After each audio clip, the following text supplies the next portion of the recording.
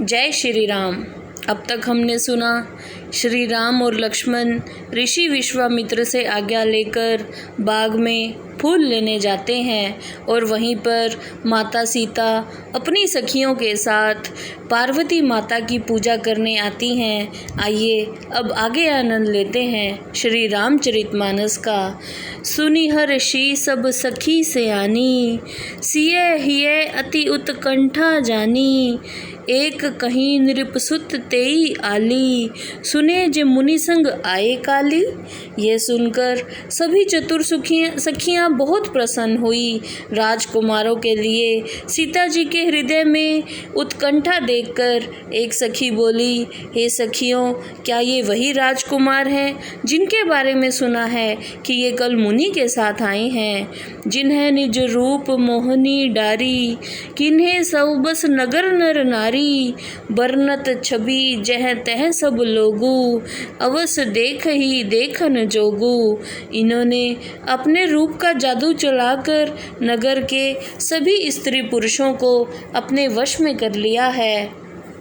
जहाँ देखो वहीं पर लोग इनकी शोभा का वर्णन कर रहे हैं। इन्हें अवश्य देखना चाहिए क्योंकि ये देखने योग्य हैं।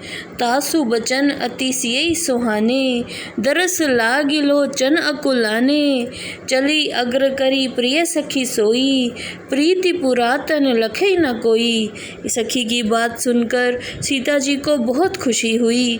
उनके दर्शन के लिए सीता जी के नेत्र व्याकुल होने लगे। वे उसी सखी को आगे करके चलने लगी। श्री रामचंद्र जी के प्रति सीता जी का प्रेम तो जन्म जन्म से था, परंतु ये किसी को पता नहीं था। सुमिरी सिय नारद बचन, उपजी प्रीति पुनीत। चकित बिलोकत सकल दिस, जन शिशु मृगी सभीत। नारद जी के वचनों को याद करके सीता जी के हृदय में श्री रामचंद्र जी के प्रति प्रेम उत्पन्न हो गया। आश्चर्यचकित होकर वो इधर उधर ऐसे देखने लगी जैसे कोई हिरणी का बच्चा इधर उधर देखता है।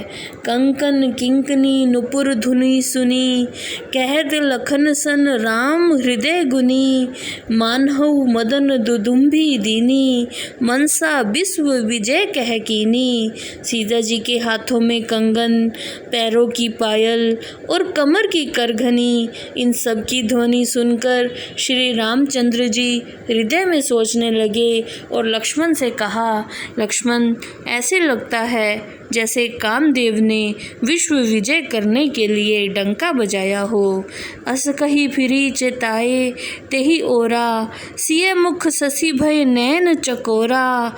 भय बिलोचन चारु अचंचल, मनहु सकुचि निमि तजे दिगंजल। ऐसा कहकर फिर सीता जी के मुख की तरफ श्री रामचंद्र जी ने ऐसे देखा जैसे कोई चकोर चंद्रमा को देखता है। सीता जी को ढूंढने के लिए उनके सुंदर नेत्र स्थिर हो गए और संकोच से महाराज निमि ने लजाकर पलकों को गिराना छोड़ दिया। देखी सिय शोभा सुख पावा, हृदय सराहत बचन न आवा। जन बिरंची सब नीज निपुनाई, बिरची विश्व कह प्रगति दिखाई। सीता जी की सुंदरता को देखकर श्री रामचंद्र जी को अपार हर्ष हुआ। उनकी हृदय में प्रशंसा की और मुख से कुछ नहीं कहा।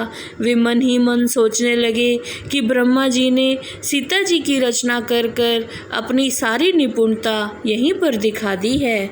सुंदरता कहूँ सुंदर करही, छवि ग्रहम दीप सिखा जन बरई। सब उपमा कभी रहे जुठारी, केहिम पटतरो विदय कुमारी। सीता जी की शोभा सुंदरता को भी सुंदर कर रही थी, जैसे किसी कांति रूपी भवन में दीपक की लो सुशोभित हो रही हो। सीता जी की उपमा किससे की जाए, ये श्री रामचंद्र जी सोचने लगे, सिए शोभा हिय बरनी प्रभु, आपनी दशा बिचारी, बोले सुचिमन अनुज सन, बचन समय अनुहारी। भगवान श्री रामचंद्र जी अपने हृदय में सीता जी का सुंदरता का वर्णन करके अपनी स्थिति पर विचार करने लगे और लक्ष्मण से कहने लगे, तात जनक तन्या यह सोई, धनुष जगह जहि कारण होई, पूजन गौरी सखी ले आई, करत प्रकाश फिरई फुलवाई। लक्ष्मण, ये जनक जी की पुत्री जानकी हैं, जिनके स्वयंवर के लिए धनुष यज्ञ किया जा रहा है। गौरी की पूजा हेतु इन्हें सखियां यहाँ लाई हैं और ये फुलवारी को प्रकाशित कर रही हैं। जासु बिलो की अलौकिक शोभा, सहज पुनीत मोर मन शोभा, सो सब कारण जान विधाता, फर कहीं सुबद अंग सुन भ्राता। इनकी अलौकिक शोभा को देखकर मेरा मन चंचल हो उठा है। ये कारण तो सिर्फ विधाता जान सकता है, परंतु लक्ष्मण, मेरे सभी शुभ अंग फड़क रहे हैं।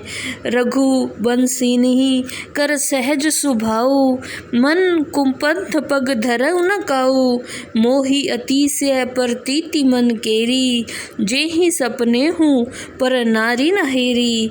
हे लक्ष्मण, रघुवंशियों का तो स्वभाव रहा है कि वो कभी कुमार्ग को धारण नहीं करते। मुझे अपने मन पर पूरा यकीन है, जिसमें स्वप्न पर भी मैंने कभी पराई स्त्री पर दृष्टि नहीं डाली।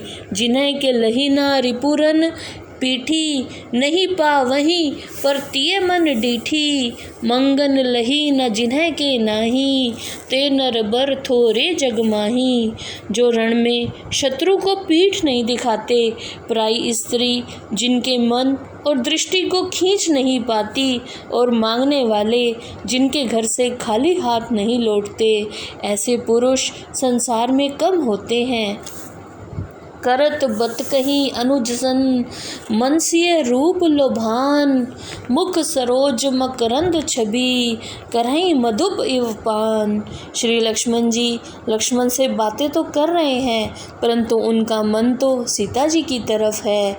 जिस प्रकार भंवरा पुष्प का रस लेते समय बीच बीच में गूंजता भी रहता है, उसी प्रकार श्री रामचंद्र जी भी जानकी जी को निहार रहे हैं और लक्ष्मण से बातें भी कर रहे हैं। चितवती चकित चहूँ दिसी सीता, कह गए नृप किशोर मन चिंता, जह बिलोक मृग सावक नैनी, जनु तह बरिस कमल श्रित श्रेणी। सीता जी भी चकित होकर चारों ओर देख रही हैं कि दोनों राजकुमार कहाँ गए। बाल मृग नयनी श्री रामचंद्र जी को ढूंढती हुई इधर उधर देखती है और जिस तरफ भी देखती है वहाँ पर सफ़ेद कमल पुष्पों की वर्षा हो रही होती है। लता ओट तब सखिन लखाए, श्यामल गोर किशोर सुहाए, देखि रूप लोचन ललचाने, हर्षे जन निज निधि पहचाने। तब सखियों ने लता की ओट करके सांवले और गोरे राजकुमार दिखाए। उनका रूप देखकर सीता जी के नेत्र ललचाने लगे। वो इतने खुश हुए सीता जी के नेत्र, जैसे उन्होंने अपना कोई खोया हुआ खजाना पा लिया हो। थके नयन रघुपति छवि देखे, पल किन्हु परिहरि निमेषे, अधिक स्नेह दे भय भोरी, सरद शशि जन चितव चकोरी। सीता जी के नेत्र श्री रामचंद्र जी को देखकर चकित रह गए।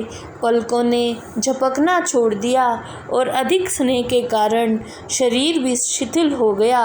श्री रामचंद्र जी को सीता माता ऐसे देखती रही जैसे शरद ऋतु के चंद्रमा को चकोरी एकटक निहारती रहती है।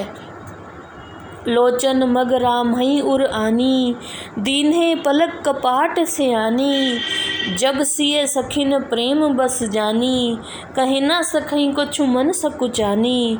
नेत्रों के मार्ग से श्री रामचंद्र जी को जब सीता जी ने देखा तो पलक रूपी दरवाज़ों को बंद कर लिया।